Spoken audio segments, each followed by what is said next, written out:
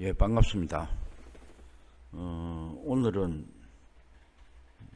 신인문학 5번째 시간으로 나는 누구인가에 대해서 강의하도록 하겠습니다.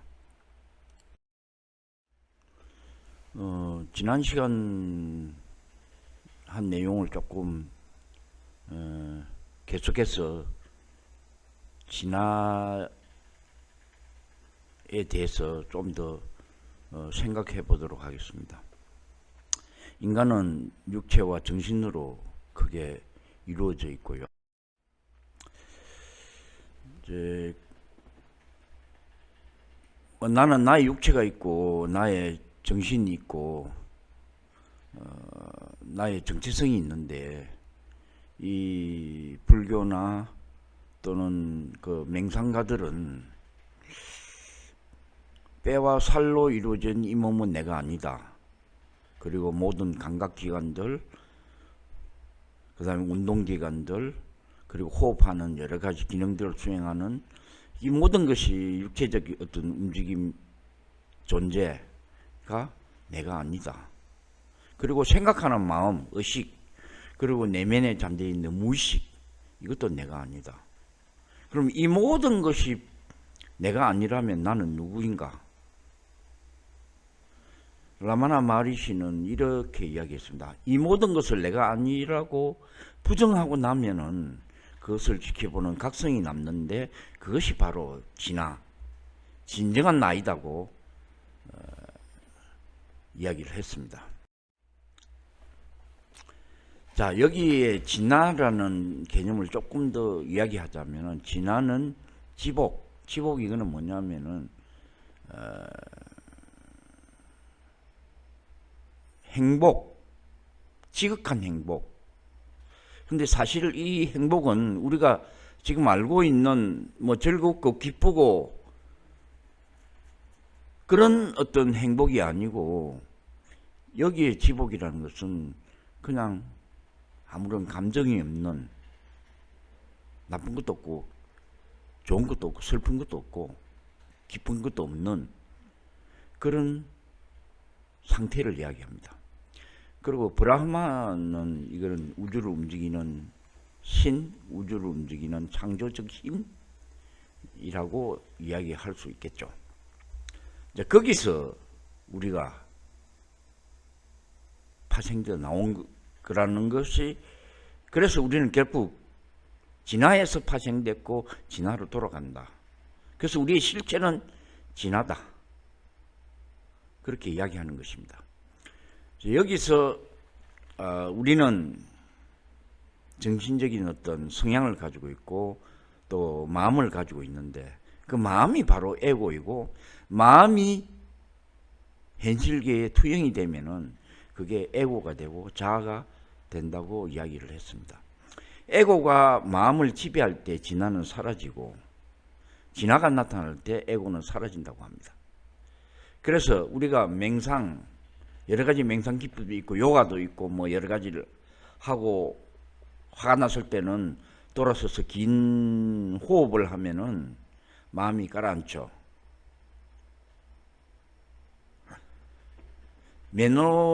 메노라야라고 그 상태를 마음이 가라앉은 상태고, 이거는 일시적이에요.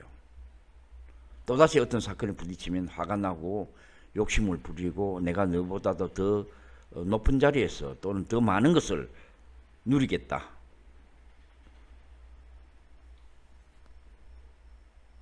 그 욕심이 가득 차 가지고 또 이렇게 살다가 또 너무 깊은 상처를 받고 또 한 호흡을 쉬고 호흡을 길게 하면은 또 흥분했던 마음이 가라앉는데, 이제 이거는 일시적이라는 거죠. 그래서 불가에서나 맹상가들은 영원히 마음이 끊어진 상태, 메노나사라 상태라 그러는데, 이것을 추구하는 것입니다. 그래서 마음이 완전히 끊어진 상태는 진화로만 존재할 때이고, 그것이 바로 깨달음의 상태인 것입니다.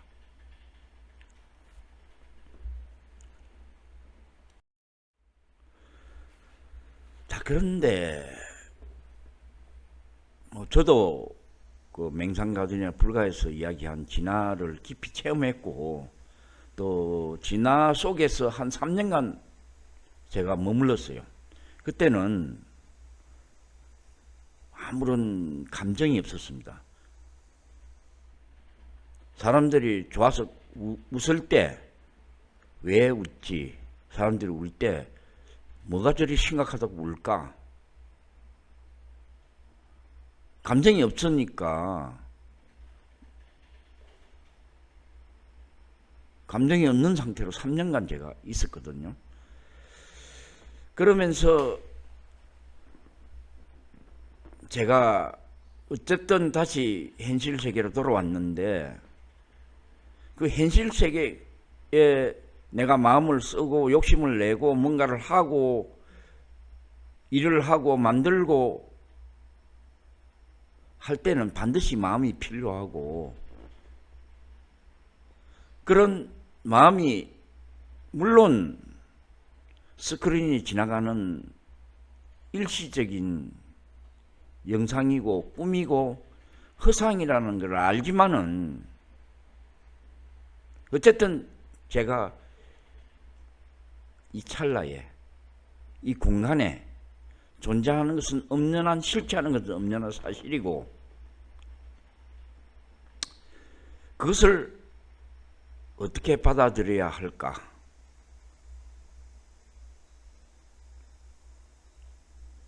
그래서 제가 진화에 대해서 좀 깊이 생각해 보니까, 이 불가에서 또는 맹상선의 세계에서 진화라는 정의는 이게 잘못됐다는 것을 제가 알았어요. 이 정의가 잘못됐어요. 진화라는 게. 지금 거기에서 진화라고 이야기하는 것은 사실은 용어가 잘못되었고, 그 진화라는 것은 우주를 유지하는 무형의 존재, 우주를 움직이는 진리, 우주를 탄생시킨 마음, 우주의 도, 타오, 창조자, 창조의 힘, 창조의 로고스, 이거를 이야기하는 거예요. 근데 그거를 진화라고 해버리니까 나는 사라지고 없는, 나의 고유성과 독립성이 없어지는 세계로 들어가 버린 그것이 진화라고 이야기를 해버리니까, 그럼 나는 무엇인가? 다시 또 의문이 생겨요. 그래서 이거는 진화라는 용어가 잘못됐고, 그것은 이 불가에서 이야기하는 것은 우주를 유지하는 어떤 무형의 존재, 우주의 진리의 마음, 창조의 힘, 우리 모든 객체들은 그 원천에서 왔으니까, 우주의 원천, 진화가 아니고 그것은 우주의 원천이지, 진화라고 해놓으니까 나의 진실은 나다 하니까 지금 현재 실존하는 나와 의미가 상충이 된단 말이죠. 그래서 그거는 진화라는 용어로 쓸 게 아니라 우리를 탄생시키는 어떤 원천, 우주의 원천이라고 표현되는 게 정확한 정의고 표현이라고 저는 생각을 해요.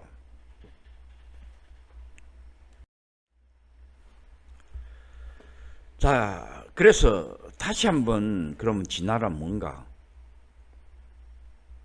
생각해 볼 때, 좀 인문학적 관점보다는 생명과학적 관점에서 저는 진화를 좀 더 세부적으로 들여다봐야 한다고 생각을 해요. 이 지구상에는 수많은 종들이 있어요. 그 종들은 그 각기 독특성이 있고 고유성이 있습니다. 그리고 생물계를 둘러보면은 굉장히 다양한 종들이 존재를 해요. 같은 종 안에서도 다 다르죠. 같은 행적 안에서도 얼굴이 다르고 성격도 다르고 다 다릅니다. 신은 이 다양성을 만들어 놨단 말이죠. 종의 특성과 개체의 고유성, 이거는 어떻게 만들어졌느냐? 그 그 유전적 특징이 달라요. 이 유전적 특징은 엄마에서 아빠에서 받은 유전자의 특성에 따라서 결정이 되는 거고, 즉 엄마에서 23개의 유전자와 염색체와 아빠에서 온 23개 염색체를 한 세트의 염색체를 받아가지고 이 나를 구성하는 유전체가 되었고, 그것이 우리가 생명을 만드는 행태를 만들고 특성을 걸음짓는 유전자 지도로 그려져 있고, 그 유전자 지도는 세부적으로 유전자 암호 코드라는 ATGC라는 그런 코드로 결정이 납니다. 그래서 우리의 개체와 고유성은 유전자 지도와 유전자 암호 코드의 차이에서 결정이 된다고 할 수 있습니다. 자, 나의 고유성과 독특성은 어떻게 만들어지는가? 저는 정자와 난자, 북에서 온 정자와 목에서 난자가 수정란이 되어서 만들어졌는데, 이 정자와 난자가 만들어질 때 감수분열, 여러분은 그 생물학 시간에 세포분열, 감수분열에서 배웠을 텐데, 그때 정자와 난자가 만들 때 감수분열이 일어납니다. 그때 감수분열 중기에 염색체들이 적두판에 모여서 서로 대합을 하는데, 그때 서로 염색체가 교환이 일어납니다.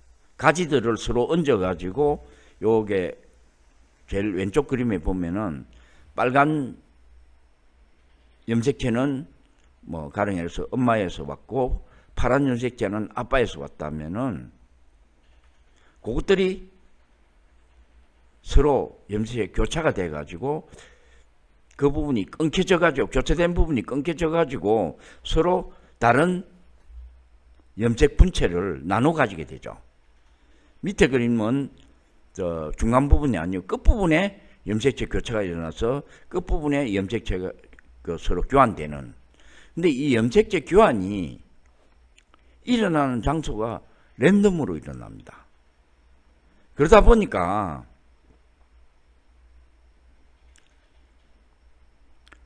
세포분열이 일어나서 난자가 한 정원세포에서 4개의 정자가 만들어지는데, 이 정자에 담긴 염색체 특성이 다 다르다는 거죠. 유전자 정보가 다 다르게 조성이 돼서 만들어진다는 거예요. 우리가 하두 장을 착착착 석장씩 분배를 하면은 그 석장마다 폐가 다 다르지 않습니까? 마찬가지로 정자에도 다 유전자의 정보가, 다른 유전자가 정보가 들어가 있죠. 그래서 정자가 난자도 마찬가지고, 그래서 정자와 난자가 결합을 하면은 바로 이 염색체 교차에 의해서 서로 다른 세트의 유전자들이 들어간다는 거죠. 그래서 우리의 고유의 유전자 세트가 만들어지게 되고, 우리 몸속에서 그것이 발현돼서 각자의 개성이 있는 독특성과 고유성을 가지게 되는 것입니다. 한 행제에서 한 공장에서 나왔지만 행제들도 얼굴이 다르고 모양도 다르고 성격 다른 이유가 바로 이 염색체 교차가 중요한 기작으로서 작용을 하는 것입니다. 또 하나는 이 무테이션이라는 건데, 유전자 정보는 복제하는 세포 분열이 일어날 때 항상 복제류가 되는데, 복제할 때 이 유전자가 잘못 복제되거나 염기 암호가 다른 게 끼어들어서 잘못 복제가 되거나, 또는 뭐 통째로 잘려 나가거나, 또는 다른 게 뭐 하나의 암호가 바뀔 수도 있지만 여러 개의 DNA 가닥이 들어와서 바뀔 수도 있고, 또 이 유전자의 발현 순서가 정확하게 1, 2, 3, 4, 5, 6, 7, 8, 9, 10, 11, 12, 13 이런 식으로 정확하게 순서대로 발현돼야 되는데 이 순서가 혼란이 왔다든지 변이가 일어나가지고 이렇게 될 경우에 돌연변이가 생겨버립니다. 그래서 요게 초파리 그림을 보면 날개가 보통 2개인데 요거는 옆에 오른쪽에 있는 건 날개가 4개입니다. 그리고 밑에 그 파리의 그 눈 더듬이 부분에 오른쪽에 보면은 다리가 생겨버렸어요.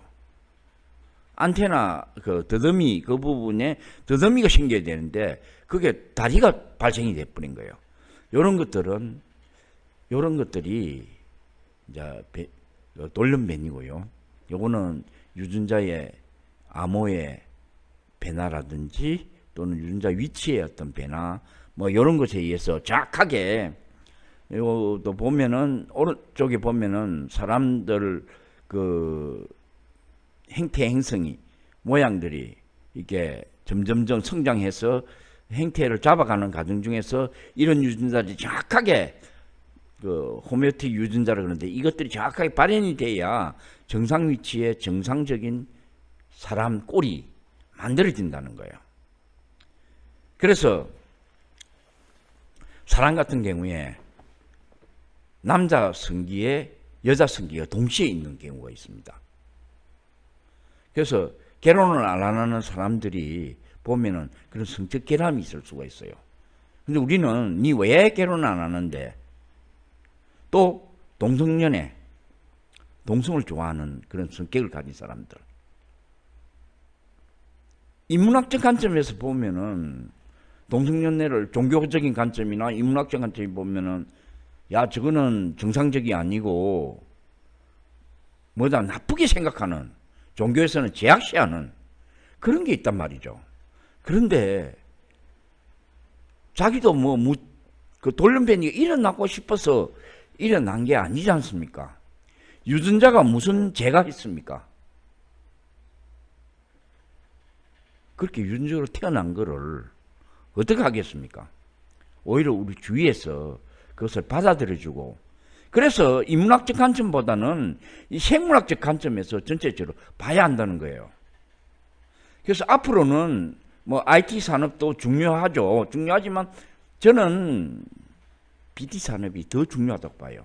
왜냐하면은 이 BT 산업은 우리의 생존과 그 다음에 탄생과 죽음, 삶과 죽음 하고 밀접한 연관이 있고 가장 중요한 것이기 때문에 이 BT 산업을 주목을 해야 되고 또 이런 생명과학적 기본 지식을 좀 공부를 해야 돼요. 저는 이 생명과학이나 이런 쪽에 과학에 어떤 공부를 안 한 인문학적 관점에서만 바라보는 사람들이 굉장히 저는 답답하게 바라봅니다. 좋지 않습니다. 반드시 이 과학적 그 공부를 해야 합니다. 자, 이 무테이션은 우리가 가수원에 가면은 배나무가 있는데 배에 보면은 눈에 유전적 변이가 생겨가지고 그거를 아조변이라 그럽니다. 눈 아자를 써가지고 눈에서 변이가 생겨가지고 가지가 쭉 나와서 배가 열렸는데 어미 배하고는 전혀 다른 새로운 배가 열린 거예요. 그래서 그거를 가지고 신품종이 되거든요. 전혀 맛도 다르고 모양도 다르고 전혀 다르니까. 그래서 이제 다윈이 그 갈라파고스 섬하고 여러 군데 이제 돌면서 그 핀치새 뿌리를 연구를 했어요. 뿌리가 길게 놓은 놈, 짧은 놈, 뭉퉁한 놈, 뾰족한 놈, 뭐 여러 가지 있는데 그게 환경에 따라서 벌레가 나무 깊숙이 있는 것들은 그걸 꺼내 먹으려니까 점점점 뿌리가 길어져서 뿌리가 긴 종으로 발달했다. 그래서 진화론을 생각하게 됐고, 그래서 인간도 원숭이에서 또는 더 이전으로 간다면은 단세포 생물에서 진화해서 이렇게 인간으로 진화했다. 그렇게 생각하게 된 겁니다. 근데 여기서 큰 문제점이 뭐냐면은 그 핀치새는 종내에서 부리가 변하는 걸 있을 수가 있습니다. 내가 이야기했죠. 배는 아조배닉이라서 전혀 다 새로운 배가 나올 수 있어요. 그러나 그 배가 사과가 될 수는 없습니다.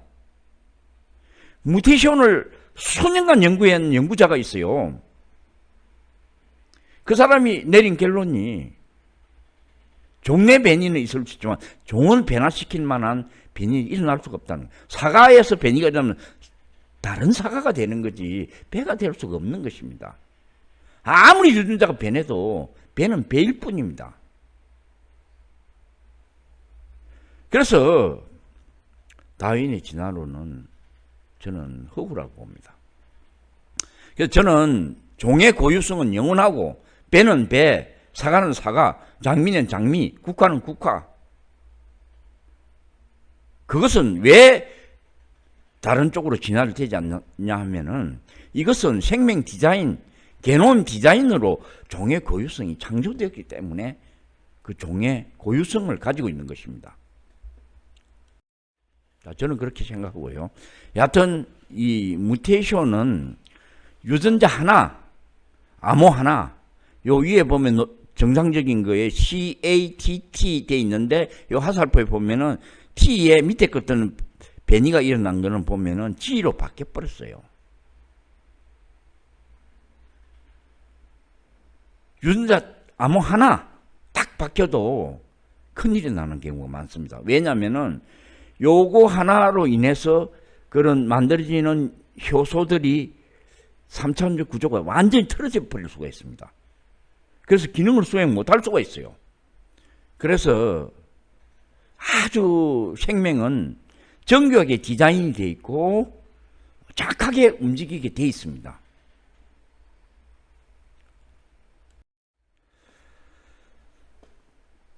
자, 그래서 저는 나의 정체성은 나의 유전자 지도, 나의 유전자 정보이다.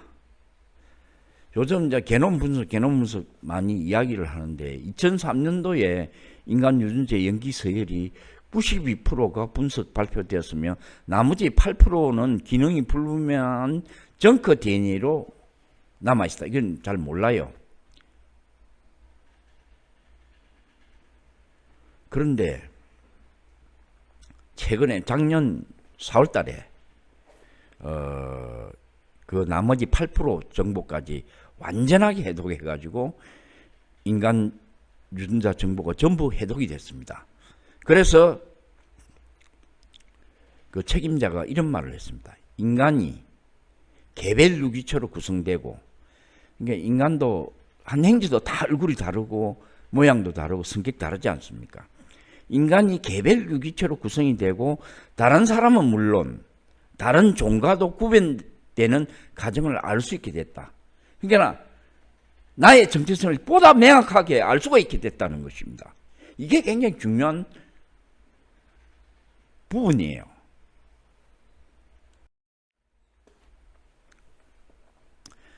그래서 논문의 제1저자인 애덤 필리피는 이번 연구의 2003년도 프로젝트 당시 4억 5천만 달러, 하나로 약 5,478억 원을 투입해가지고 게놈, 그것도 불완전하게 8%는 완전히 해독을 못한 그런 게놈 분석을 했지만 지금은 향후 10년 이내에는 이미 지금 유전자 분석 기술이 발달이 돼가지고 약 1,000달러, 약 128만 원이면은 바로 자기의 유전자 정보를 받아볼 수가 있다는 거예요. 놀랄만한 발전입니다. 그래서 여러분 잘 아시다시피 안젤리나 졸리라고 배우가 유명한 배우가 있는데 그 여자분이 이제 유전자 분석을 의뢰해가지고 자기 유전자의 BRCA1 유전자가 있다는 걸 알게 됐고, 이것은 자기 부모로부터 받은 유전자 변이고, 그래서 난소암 발병률이 50%, 그 다음에 유방암 발병률이 57%. 그래서 BRCA2 유전자 돌연변이 가진 여성은 70살까지 유방암 49%, 난소암 18%. 여하튼 근데 이 안젤리나 조니는 BRCA1 유전자가 있어가지고 결국은 최근에 와서 유방을 절제한 것만 그때 화제가 됐었는데, 난소 제거까지도 완벽하게 해가지고 미래를 대비하는, 그래서 크게 뭐 화제가 된 바가 있습니다. 어쨌든 뭐 여러 가지 유전병들이 있고, 그 유전자는 부모로부터 좀 쭉 선대로부터 내려오는 그 유전자 변이이고요. 그래서 뭐 제가 앞에서도 이야기했다시피 뭐 우리가 생물계를 보면 육식동물이 있고 초식동물이 있는데, 육식동물은 초식동물을 잡아 먹어야 살 수 있고, 생태학적 관점에서 보면은 그는 생태계를 유지시키기 위해서 이 육식성 동물이, 포유동물이 반드시 필요한 겁니다. 그런데 인문학에서는 소설이나 문학 소설에서 그걸 동물성, 육식성 동물을 나쁘게 그려놓고 있거든요. 선과 악으로 구분하고 있단 말입니다. 그래서 인문학적 관점에서는 아까도 얘기했듯이 여러 가지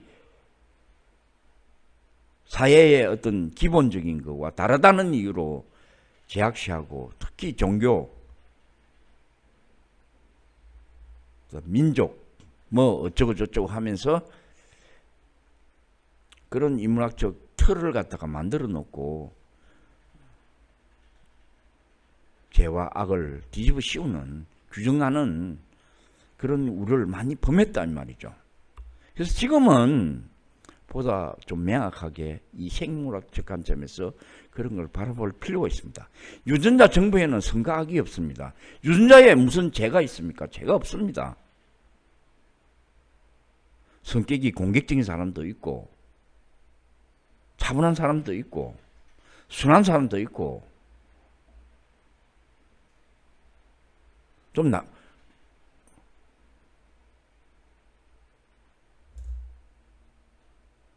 저항적인 어떤 그런 성격을 가진 사람도 있고, 다양한 것입니다.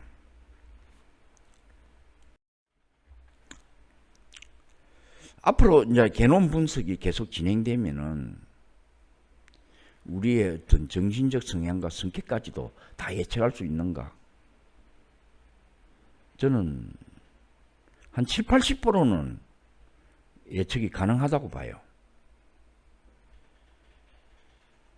그런데 다만 이제 인간은 부모로부터 받은 유전자로 육체적, 정신적, 구조적 능력과 용량, 효율성, 선호성이 결정됩니다.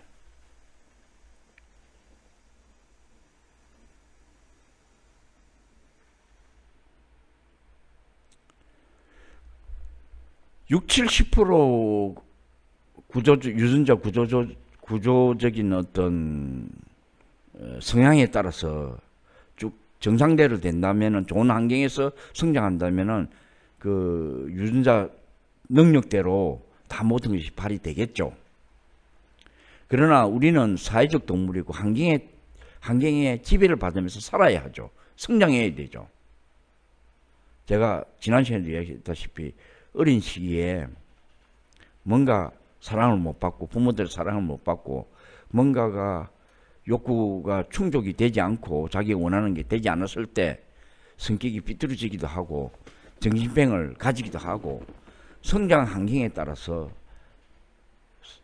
많이 유전적 행진은 좋았을지라도 환경적 요인에 의해서 전혀 다른 사람이 될 수도 있다는 거죠. 그리고 성장하는 동안 뭐 여러 가지 사고에 의해서 신체 일부분이 잘려 나가기도 하고 다치기도 하고 상실되는 그런 거. 그리고 아까 이야기했듯이 어린 시절부터 성장하는 과정, 청소년기에 어떤 뭔가가 충족이 안 되고 결핍돼 있을 경우,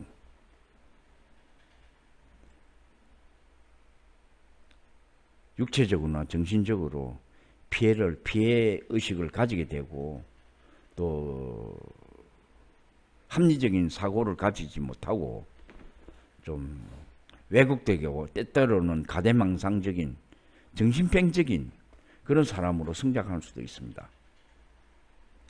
그래서 어쨌든 좋은 환경이든 나쁜 환경이든 그 환경에 지배를 받으면서 교육받고 또 학교의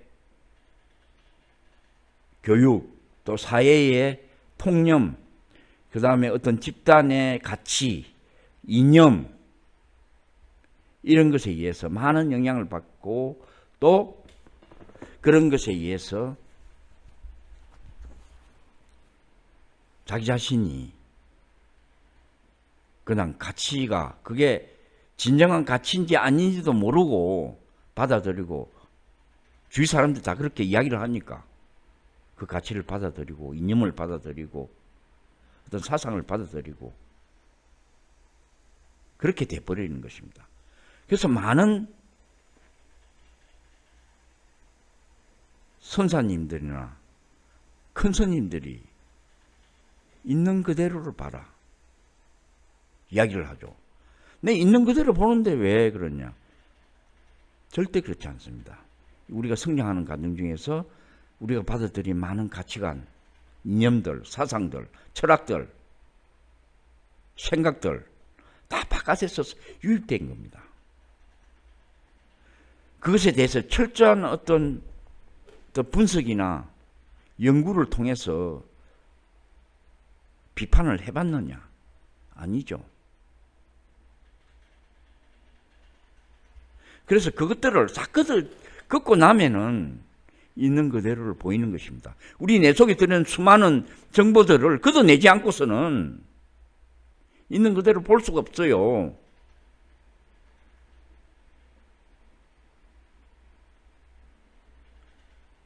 어쨌든 지금 내 머리를 지배하고 있는 많은 생각들과 이념들과 사상들과 철학들을 가치관을 어떻게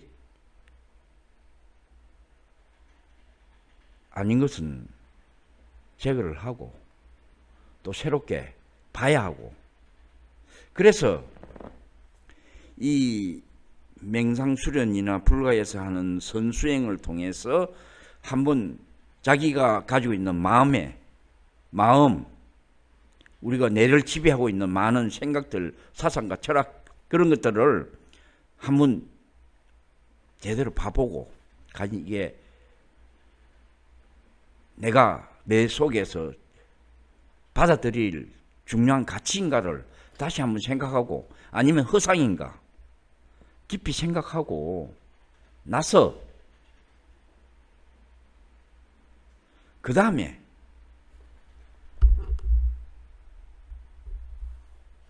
그런 것도 다 끄덕고 나서 남는 것 나의 진정한 정체성 나는 나다. 들국화는 들국화다. 장미가 될 수 없죠. 그래서 나의 정체성을 찾는 게 그 무엇보다도 중요하다. 저는 그렇게 생각합니다. 오늘 강의는 여기까지 하기로 하고 다음번에 한 번 더 나는 누구인가에 대해서 연이어서 강의를 하도록 하겠습니다. 수고하셨습니다. 감사합니다.